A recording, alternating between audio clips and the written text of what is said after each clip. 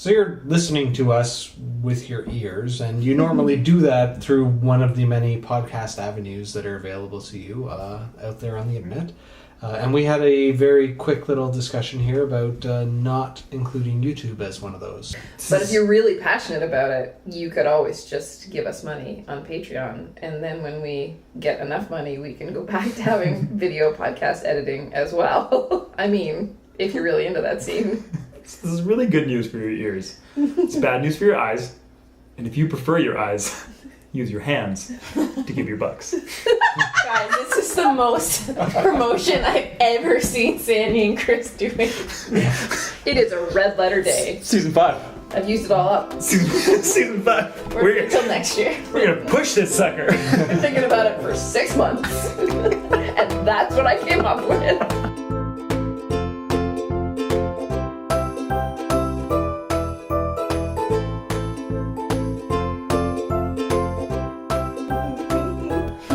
Decent question anyways. I don't know, like what do you guys like what are kind of like the money things that are going on in your heads these days? Like literally in your lives. When will it be over? That is life? Life? Some days, no. That's that's a different episode, no.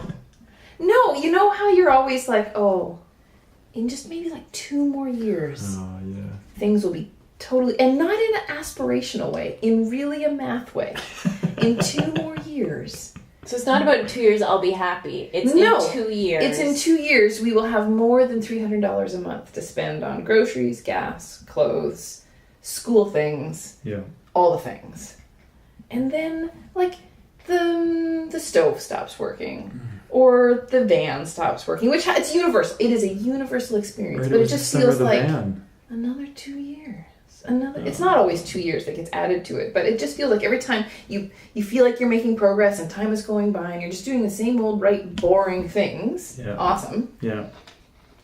And you know that that's good because that's the right way to do things. Same old boring process, blah, blah, blah. But then when you sit down and you're like, whoa, we must have gotten pretty far now. I mean, it's June. And you sit down and you add it up and you're like, there's still 2 years. What? Is it at all helpful, like if you put it into like a last 2 years perspective, can you see like forward motion? Or is that not helpful? Is that all like the numbers? Annoying glass half full guy again? No, it's not annoying glass half full guy. It's great. It's great. I did that already. And some of it's fine, but some of the things, when you are at a certain income level, and this, sometimes I feel like, ooh, radical transparency, which has never been a problem for me, obviously. Get you a t-shirt. I can make a coffee mug. It just can't be transparent. Maybe it's so radical it's not transparent. It's radical transparency is actually covers a lot. But we're building something, and in our family we're building something else at the same time. So building a business can't really take a lot of money from it. Yeah. Building a thing where we have loads of time together as a family can't really make any money. So anyways, so for all those reasons, they make sense. And on paper, we're like, yeah, we're doing this. We know the trade-offs, and we made them, and they're good. We looked at our values. It makes sense. Yeah, we all signed off. Exactly. And this summer has been a perfect example of why we did this. It's been a great summer. Nevertheless, of course, realistically, if you earn less money and you have more time, it takes longer to do things with money. Yeah.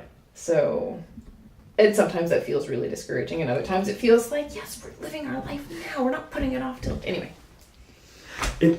That's like, it really is a thing that kind of comes around all the time, and it's something that I make sure, like I tell people it so many times because it's something I have so much trouble with, that idea that like, doing more than one thing is great. Except that it's going to take longer to do both of those things. You don't get to do 100% at both. Yeah. It's just not how percents work. I'm going to need to check that with our and I'm getting the nod. It's not how percents Can confirm. I can confirm that that's... Spreadsheet you don't get did not come back. that 110% Error. thing. It's not a thing. It's not... You don't get it. That's just not a thing. No, it's a really frustrating thing. I know that it's not specifically money, but I had a lot of problems over the last couple of years with opera, splitting kind of my focus in the 2 careers. Just the idea of this overwhelming feeling of not being excellent. Of like, is excellence about do you sacrifice excellence by focusing on more than one thing? And can you be excellent if you have a split focus? And I don't know. I think there's probably all kinds of ways to kind of make that into a financial conversation too. But it can be really frustrating. Even that working on a couple of things at the same time. It's just like it's the right thing. It's exactly what I want to do. Except I'm still behind everybody, or it feels like you're behind kind of where you should be because you're measuring yourself against if I was only doing one thing. Well, and you know exactly what the breathing room would feel like. I know exactly what it would feel like to be 2 years in the future. And it's not dramatic. It's not like an extra, $1,000 a month even. It's nothing dramatic, but it's just a little tiny bit, and I just need to get there. And I keep not getting there. It's fine. It'll be fine. You still had an amazing summer. It was excellent. I mean, we want to talk about excellence. I was my most excellent self this summer. I was the best parent. Not best, like, empirically, obviously. Forgiven to all you of us. I mean, I think. I felt... Take that, parents. That's right. Even when it was bad, it was good. It was so good. So that was lovely. But now there's the maximum amount of time before my children are off school again and summer comes. This is just a bad time. Look, September feels like crap all the time. It just feels like crap. For all the reasons. You shouldn't have started with me. Next. This is fine. Next. John, summer? Summer was... Financial brain juices? Well, I mean, summer was a mixed bag. I mean, it was really good in a lot of ways. My daughter had awesome experience at all of her camps. I mean, we were a little bit nervous going into the summer because we didn't have one plan for how she was going to be looked after. And we had to stitch together like a week of dance camp here, and then a week of the grandparents watching her, and another week at dance camp, and then 2 weeks of outdoor camp, and a week of taking vacation, and it all worked really well. And she had a great time, and she loved everything that she did. We went to PEI, and she wanted to go back again. She went to dance camp, and she wanted to do that again. Did she love outdoor PEI? camp. Oh, she loved PEI. Amazing. It was good. There were a lot of cinnamon rolls. I didn't know. Are these two things associated? I guess. PEI and cinnamon rolls? The It's a perfect cinnamon rolls place. that I make are family recipe from out on PEI, and the bakeries around there seem to have a similar philosophy on what cinnamon rolls should be, which is not covered in frosting. And we went to the bakery and got cinnamon rolls like 4 times in a week. Are they covered with stickiness? Well, just from the brown sugar sort of leaking out, but no like additional... Interesting. I knew I was Frosted. friends with you for a reason. I think we're up to like 4,062 reasons at this point. Give or take. But it's down there. And then just sort of like a lot of financial sort of cud chewing, I guess you could call it, where I never really got anywhere, I never had any conclusions, but I'm like, I kind of want to drop to part-time to make watching my kid easier, but I can't make the math work to not have the salary. And I don't even know if that's an option at my job because they kind of don't have anyone else in a part-time role like this. It's sort of full-time or nothing. And that's a thing in a lot of corporate cultures where, it's really hard to be like, I want to do 25 hours of this job a week instead of 40, or 60 or whatever it is. To do a little bit of something is very difficult. So I don't have any strong conclusions from that. It's been a lot of thinking and a lot of what-ifing, and I like the word Not financial anywhere. cud chewing a lot. I can't say that I do, actually. I mean, it's very Use that descriptive. But Yeah, I can't say it myself. But I like it. Yeah, but I like it. I like it if I it's only applaud your said use. twice in this entire period of time. We've now reached our limit. Oh man, I'm going to pee. And so we've got Kate Smalley sitting here with us. Yeah. Indeed. Hello. Hey. where she belongs. What's going on with me? So I recently transitioned from freelance to full-time work, which has been interesting in lots of ways, and definitely money. Yeah. I have insurance. Oh. I've only had insurance when I was a student once, but even growing up, my parents were self-employed, had their own business, so we never had insurance. I've always been used to going to the dentist and being like, here's your $200. Thanks for scraping stuff off my teeth. Be back next year. So is that like, have you gone like on a All the spree, a things. health provider spree? Well, not yet, because I almost don't realize that I can do that. It's like the 7 stages of finally having insurance. 1, denial. The first one No, is it's very denial. anticlimactic. It's like, "Ooh, we all want insurance," and then like someone opens the door to that pen and sets you free, and then you're like, I don't even know." Sit down. Feels very complicated. 2 feels like it's acceptance. 3, bargaining. 4, anger because it's not enough. You're still like, what? This is it? And I don't remember the other ones, but it's pretty One good. of them involves Flea massages. perfect. Yeah. The- And I'm at a startup, so it's not like crazy intense insurance at this point. But it's insurance. yeah. And It's like- going to having a regular paycheck again is like, what? This just comes in every other week and I don't have to follow up with a client? Like, are we sure we're here? So... so the budgeting nerd in me is like very happy to have consistent income again. Yeah. Oh man, that was such a joy to like open my little cash flow spreadsheet and be able to adjust all that numbers to know like exactly what was coming in and out every month. Yeah. Which I should have been able to do before if I paid myself correctly and regularly. All things I didn't do. Because it's way harder than... Yeah. It's hard. Especially if you do it for yourself. Yeah, it's Ugh, hard. Yeah. Gross.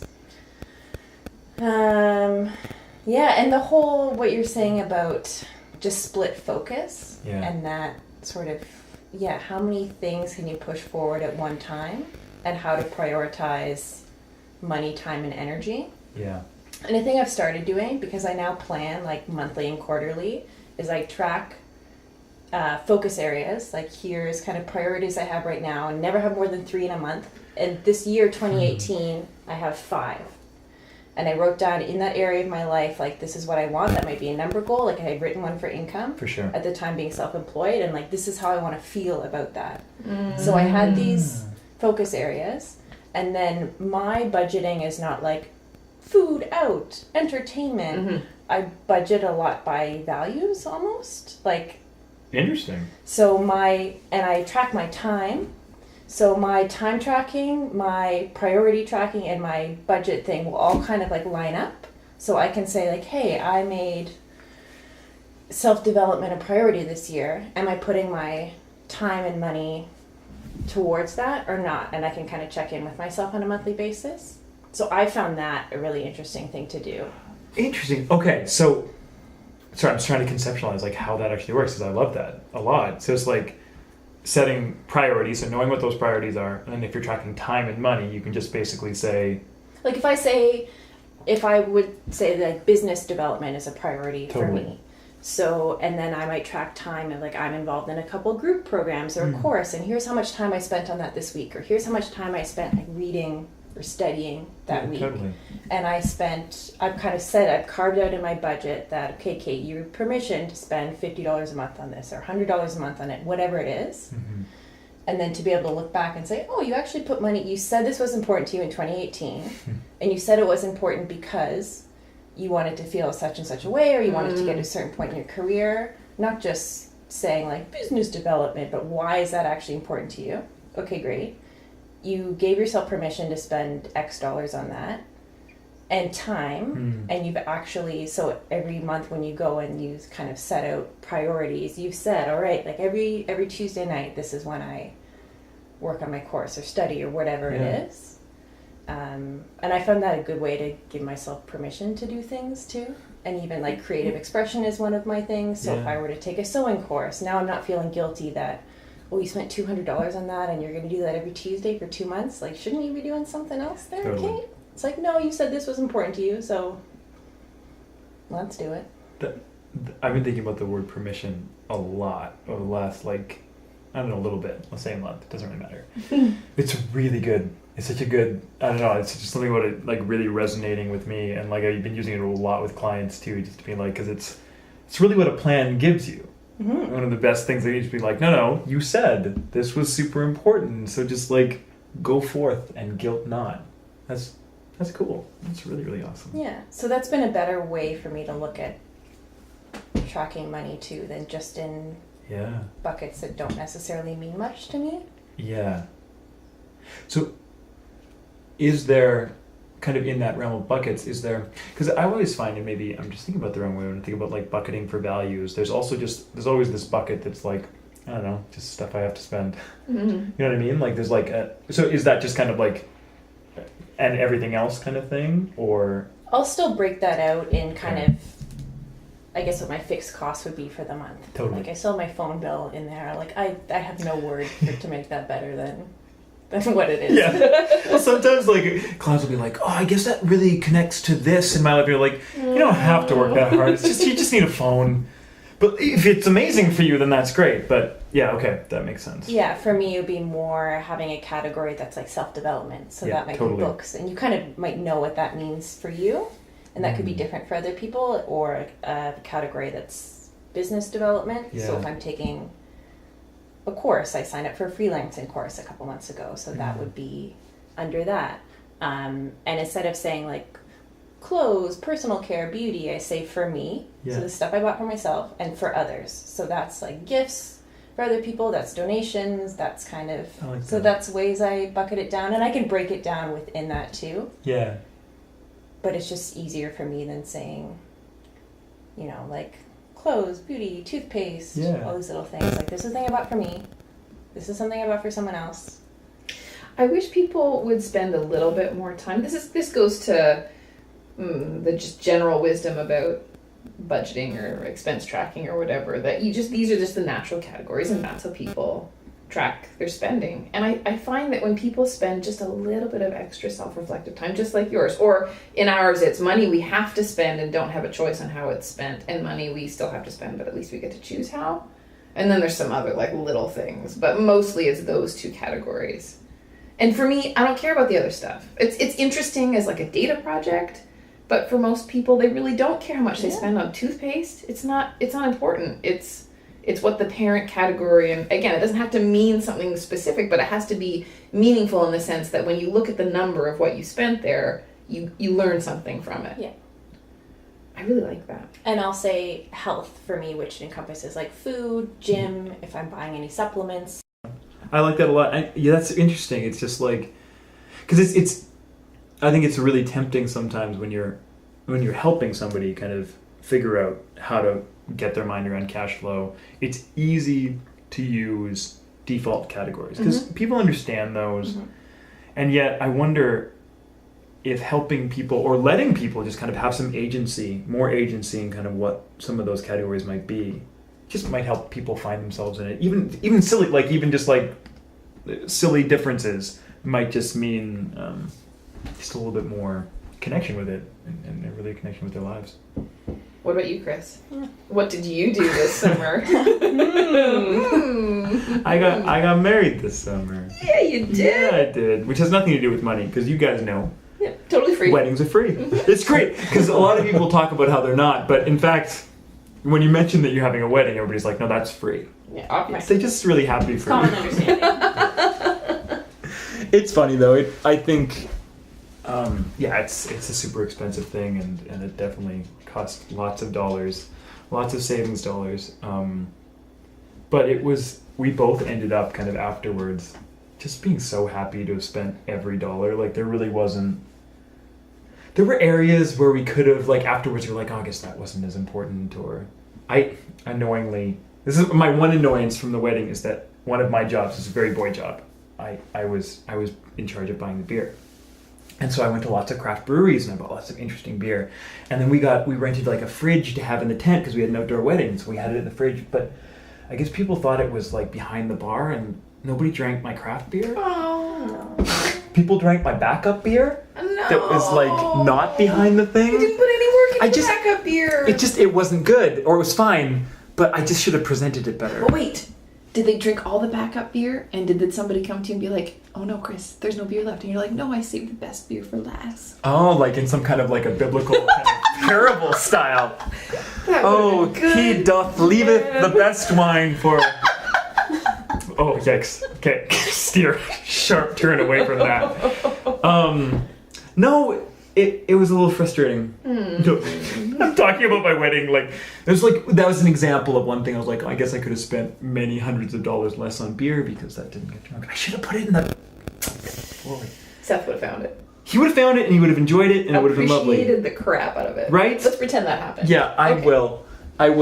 But it was a really, planning a wedding's a funny thing, and it is like a real exercise of partnership, and I think it's an interesting one to do, specifically from a financial side, because you're constantly asking, like, what is important? Why is it important?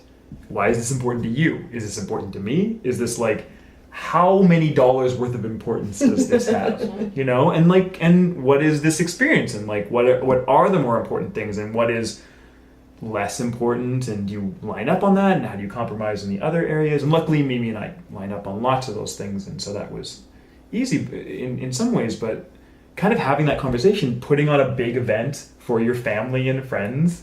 And like, yeah, there's all kinds of stresses that happen with that. And it's very interesting, and it had a wonderful result. And so, like everything, you forget the moments that were less than fun with the planning part. But yeah, it was really lovely, and it was lovely to kind of come away, even a month plus after, and just feel very happy with resources, time, and money and energy spent, and just very satisfied with all those choices, which is like exactly what a budget should be. And we were very on budget.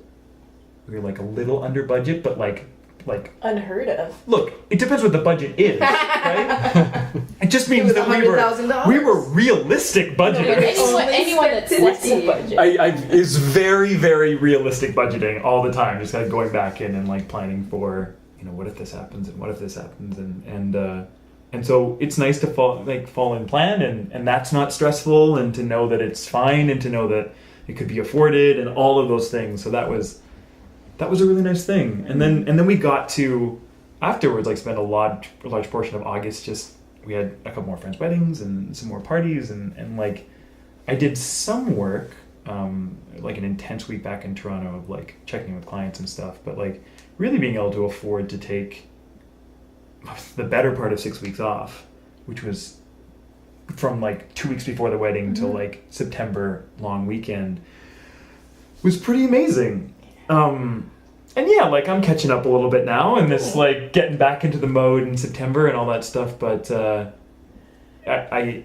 I'm extremely grateful for that ability, and it's part of it's like how Mimi and my lives line up. But like it's also because of the pieces that are in place, and because we're super lucky, but it's a nice thing, and that was a pretty cool thing to afford. It's a pretty cool high just to spend like 6 weeks bouncing from your wedding where you see all kinds of people you love to another person's wedding to a family birthday, and just getting to spend time with your favorite people, and to not have to worry about the things that you should be doing. That's like the golden best cherry on the top part of self-employment, that like it comes with all the other stuff. It's not just that.